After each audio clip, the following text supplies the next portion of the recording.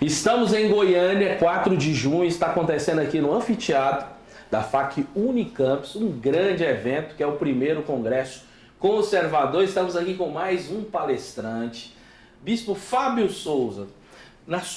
Seja bem-vindo aqui ao Papo Aberto. Alegria estar com você mais uma vez. Que bacana. Nós estamos aqui também, está acompanhando o capelão, daqui a pouco ele vai falar também no microfone. De fato, na sua palestra você falou muito sobre que essa política será uma mudança, uma virada de chave. Como assim? Como as pesquisas estão assinuando de fato uma liderança do ex-presidente, não pode falar presidiário, mas né? Ex-presidiário. Ex-presidiário Lula. Não é mentira. Não é mentira, dá pra falar a verdade, né? E como você vê esse cenário? Hoje nós estamos vivendo uma virada de chave mesmo no Brasil. Hoje, na sua palestra, você frisou muito nessa mudança. Bom, eu não tenho dúvida nenhuma que as eleições desse ano são as eleições mais importantes da nossa história. Não é uma questão só de escolher um lado, ou escolher uma pessoa para governar o país, ou escolher parlamentares que ajudem ou não, ou combatam ou não, não é isso. É uma eleição muito mais importante, é uma eleição pela alma do Brasil. É muito maior do que a gente pensa, é uma discussão muito maior do que a gente deve considerar. Você tem projetos totalmente antagônicos, de duas pessoas que são populares, né? Talvez sejam os dois políticos mais populares da história, mas que um tem posicionamentos e concepções de vida corretas e o outro, além de já ter governado e quando governou ter sido a pessoa mais corrupta que já passou no nosso país, também traz posições totalmente equivocadas, erráticas e malignas. Né? A discussão é desde a valorização da vida contra o aborto, desde a valorização da liberdade quanto a privação de direitos. A discussão vai desde a liberdade religiosa e querer o Estado intrometer na religião dos outros. E por aí vai. Então é uma disputa muito maior pela alma do Brasil. O Brasil é um país que tem muita gente boa, o Brasil é um país que tem muita coisa boa, o Brasil tem tudo para dar certo. Mas é um país também que tem muitas dificuldades, muitos problemas. E é lógico que a gente não pode deixar de debater esses problemas. Entretanto, a alma do Brasil também está em jogo. E isso também é importante. Vou passar a bola ali, o microfone pro Capelão. Capelão, a emoção de ter aqui o Bispo Fábio aqui desse evento tão importante.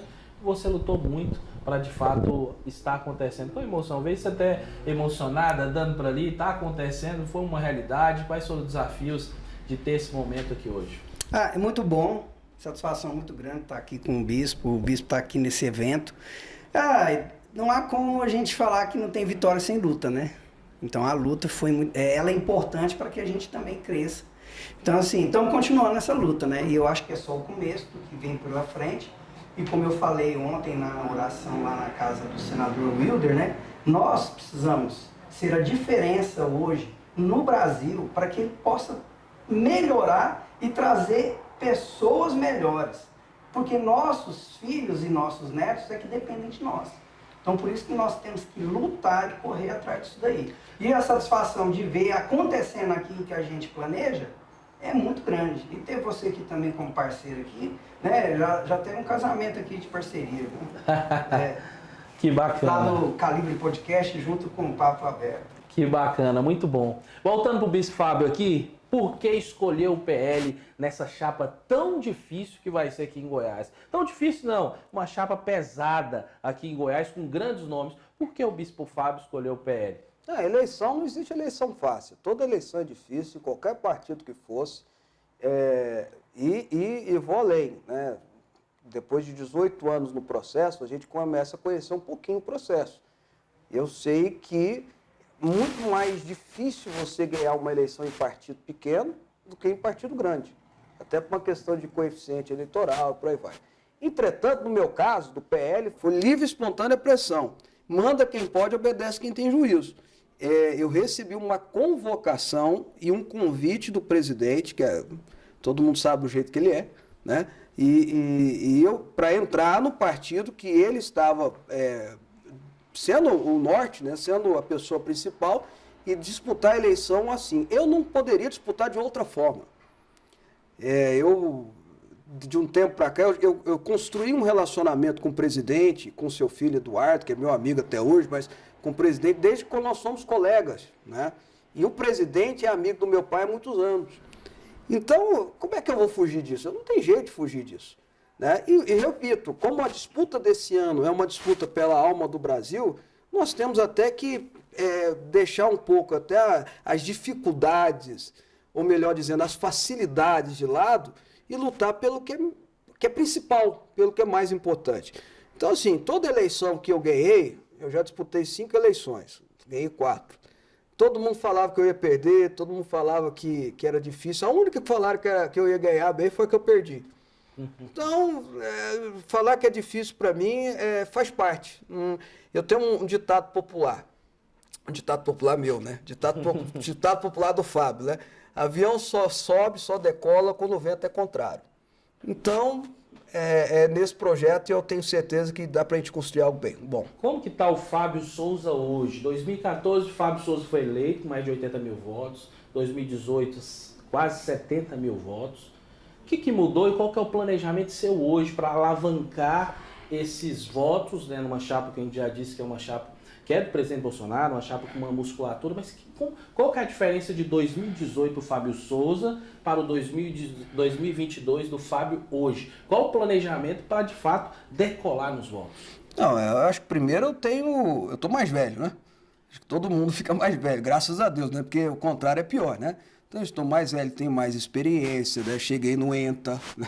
Então, eu tenho condição de apresentar, além da minha coragem, eu luto contra a esquerda há muito tempo, a minha luta não começou agora. Tem muita gente que fala e está certo, não está errado, contra a ideologia de gênero ou ideologia dentro das escolas. Eu estou da escola sem partido, fiquei na escola sem partido há 4 anos, lutando, brigando com eles lá, com o Jean Willis e Companhia Limitada.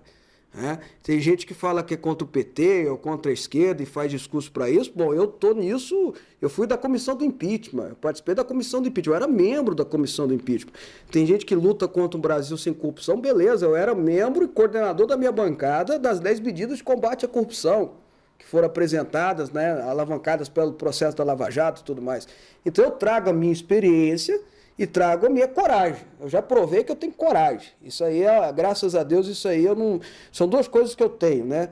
Tem muito defeito, viu? Muito problema, né? Mas 2 coisas que eu tenho como qualidade é a minha coragem e a minha experiência. Eu trago isso para oferecer, acredito eu, agora em 2022, como pré-candidato, no caso. Mas eu vou além, sabe? Eu vou aproveitar esse espaço que você está me dando. O mais importante que nós temos esse ano é a reeleição do presidente.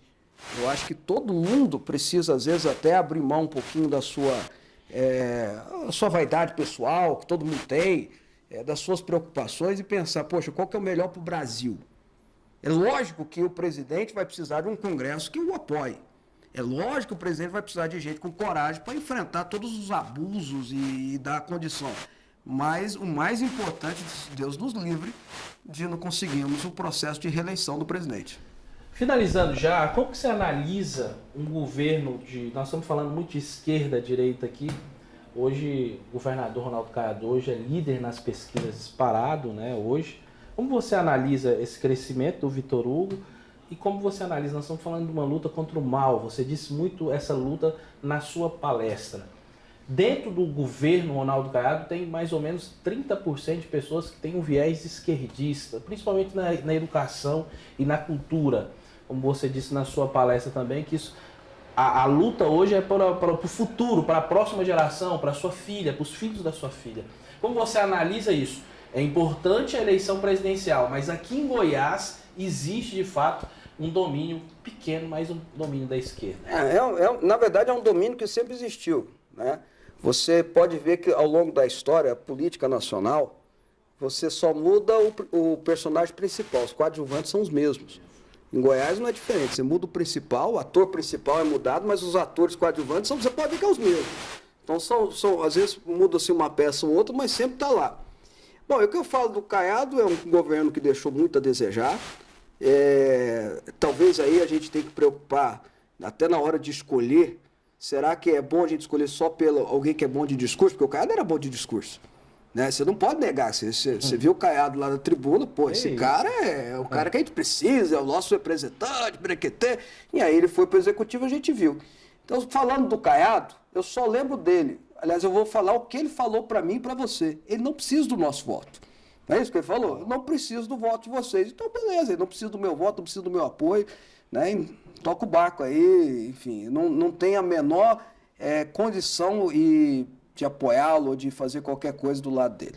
E eu acho que o Major Vitor Hugo, nesse esteio, pode crescer, desde que seja atrelado ao presidente, não tem jeito. Finalizando, então, a importância de termos senadores da República com um viés mais conservador, principalmente quando o STF sai ali das 4 linhas. Em Goiás, nós temos nomes para isso, para chegar lá, como que o bispo Fábio, hoje pré-candidato a deputado federal, como você analisa aqui em Goiás os pré-candidatos ao Senado? E qual o viés que o senhor deve seguir para, de fato, eleger um pré-candidato, um senador que tem o viés do presidente Jair Bolsonaro? Olha, o negócio é o seguinte, esse Senado que está tendo hoje é o mais acovardado e preguiçoso que eu já vi na minha vida.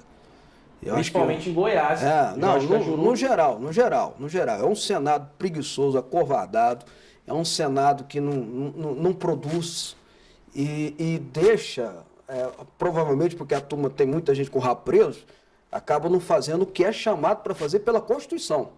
Não adianta você cobrar de um deputado federal, ou do governador, ou do sei lá mais o quê, fazer alguma coisa, até do próprio presidente, de fazer alguma coisa contra o STF, contra o STF não, porque o STF é um lugar sagrado. Tem gente que está destruindo o lugar sagrado, mas o lugar sagrado, a gente não mexe nisso aí. Agora, contra quem está passando o limite das 4 linhas, porque a responsabilidade não é dele, não é do deputado, não é do presidente, não é do governador, a responsabilidade é dos senadores. A importância disso. A responsabilidade constitucional, quem faz o peso e o contrapeso, as objeções ou o passar do limite dos ministros do STF é o Senado. E o Senado não faz nada. Talvez porque a maioria tem rabo preso, ou metade tem rabo preso lá. Então eu espero, com toda sinceridade, é lógico que você tem que ir atrás de princípios conservadores, princípios, no meu caso, eu vou olhar muito princípio cristão, é lógico que você tem que olhar isso, mas a gente precisa de gente com coragem também. Não adianta o cara ser, eu sou conservador, eu sou cristão, eu penso assim, assado, e não ter coragem de enfrentar os caras. Você acha que o André Mendonça teve coragem ali, de fato, de seguir a Constituição e dar aquela pena ali que de fato foi? Porque não adianta a gente querer um ministro, voltando ao ministro do STF, que de fato vai fazer, por exemplo, eu sou conservador, ele tem que ser conservador. Não, ele tem que seguir a Constituição. Tem que seguir o que está no texto. Isso, de fato. Ele foi corajoso. Juiz do STF, não só do STF, né? Juiz de qualquer instância, ele tem que seguir o que está escrito no papel. Eu sou da linha do Anthony Scalia, aquele grande jurista americano, que ele falava assim, o que está no papel e pronto, lei não pode ter vida. Porque se a lei tem vida, alguém vai decidir para onde ela vai crescer. Lei tem que estar quieta, tem que estar parada. Então, do André Mendonça, mas eu quero que ele se posicione assim, assado. Não, ele tem que posicionar o que está no texto. Quem tem que... mas eu não gosto do que está no texto. Então, se candidata a deputado, se candidata a senador, ganha a eleição e mude. Né? Aí passe por todo o processo lá dentro e mude. É quem é eleito pelo povo que pode mudar a lei. Até o executivo pode fazer propósito, mas tem que passar pelo legislativo. O STF tem que julgar, segundo o STF, STJ, por aí vai, tem que julgar o que está escrito no texto. Infelizmente, hoje não está sendo assim. E eu falo infelizmente porque o STF, como eu disse, é um lugar sagrado. O prédio, a instituição é um lugar sagrado. Se tem gente que está lá prejudicando o lugar sagrado, até o próprio STF tinha que tomar providências. O Senado tinha que tomar providências. Não é? E a gente precisa pensar na hora de eleger um senador, porque, olha, você para pensar, um senador vai para uns 10 deputados. Vai para uns 10, 15 deputados federais. Nós temos que pensar nisso na hora de votar no senador. É um cara conservador? Ótimo. Cristão? Beleza, bacana. É um cara que é da nossa linha, né? Liberal na economia? Beleza. Mas você tem coragem? Porque se for para ficar quieto lá, meu amigo, eu não quero, não. Em Goiás tem um nome assim? Tem bons nomes. O Wilder tem uma experiência nisso aí, o próprio João. Nós temos bons nomes nisso aí.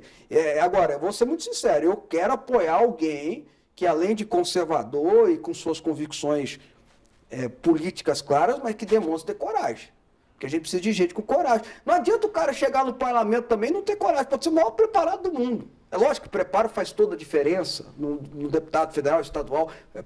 A condição, o preparo intelectual faz toda a diferença. Mas ele tem que ter coragem também. Não pode ficar fazendo só selfie ou qual que é o nome? TikTok, essas coisas. Ele tem que chegar lá e saber bater de frente. Tem que saber brigar, tem que saber, né, com conhecimento. Lá, quando eu falo brigar, você entende o que eu estou falando, né? Porque depois ainda pega uma fala, Fábio, quem é que briga? Não, brigar que eu estou falando é brigar o bom combate, a boa luta, um bom debate. Isso precisa ser feito no Senado, na Câmara dos Deputados, na Assembleia Legislativa. Aonde tiver um parlamento, onde tiver um lugar, tem que ter gente assim.